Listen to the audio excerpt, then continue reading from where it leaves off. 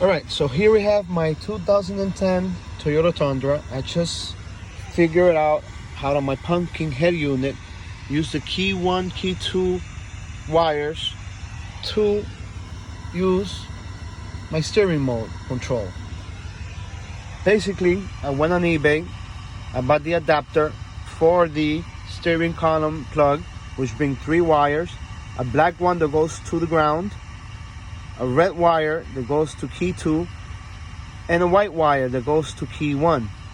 Once it's plugged and everything is grounded, on your radio, on your pumpkin head radio, you go to apps, then you go here, steering wheel column, you click start. Let's start with the volume down, volume down, volume up, volume up. Next, I will click mode. Then click mode on my steering wheel column.